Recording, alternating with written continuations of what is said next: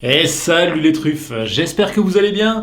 On se retrouve aujourd'hui pour découvrir un exercice que j'utilise de plus en plus en ce moment avec les chiens de mes clients, notamment avec les chiots, mais à tout âge ça passe. Donc c'est un exercice qui passe quasi exclusivement par du jeu, donc en positif. Oui, j'ai réussi.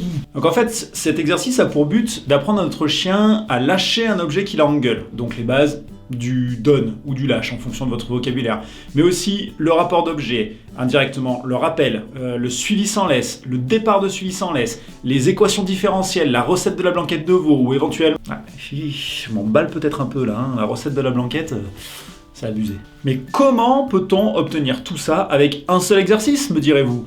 Dans les commentaires, une fois que vous aurez déjà vu la vidéo, et donc que vous saurez, oui, ça sert à rien.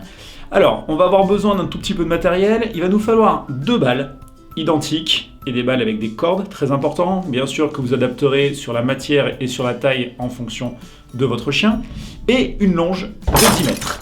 Et puis on est parti pour les explications.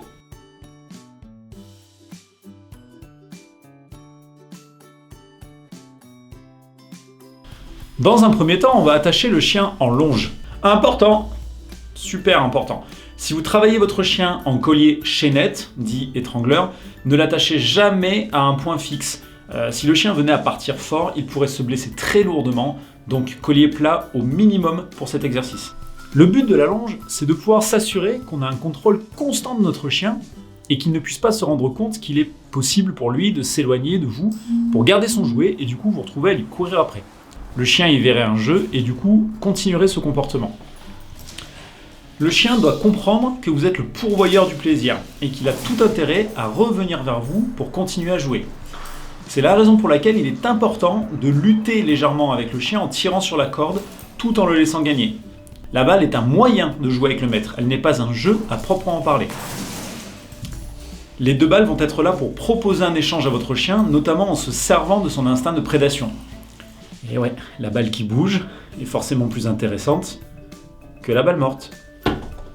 Alors, pour ne pas changer, je ne le montre pas sur la vidéo, tout simplement parce que ça aurait été un peu plus galère à filmer, mais ne faites surtout pas la même erreur que moi, il est important de toujours lancer la 2e balle dans la direction opposée à celle du chien, de manière à éviter qu'il anticipe sur le nouveau départ et qu'il ralentisse son retour vers vous. Lorsque vous lancez la 2e balle et que le chien lâche la première balle, donnez l'ordre laisse ou lâche ou donne, peu importe, en même temps pour faciliter l'imprégnation de cet ordre. À force de l'entendre, il va le reproduire. Quand cet exercice est acquis, on peut rajouter une légère temporisation entre les 2 envois de balles et demander un ordre supplémentaire, par exemple un assis, de manière à apprendre à notre chien à gérer ses émotions, même en phase de jeu et d'excitation. Et c'est comme ça qu'on contrôle mieux la prédation chez son chien, en définissant un cadre à ce comportement. Alors je précise, parce que j'ai encore vu récemment des articles qui expliquent que les jeux de balles développent des comportements frénétiques ou des comportements de chasse ou de poursuite si vous préférez, après les voitures, les vélos, les joggers, enfin bref.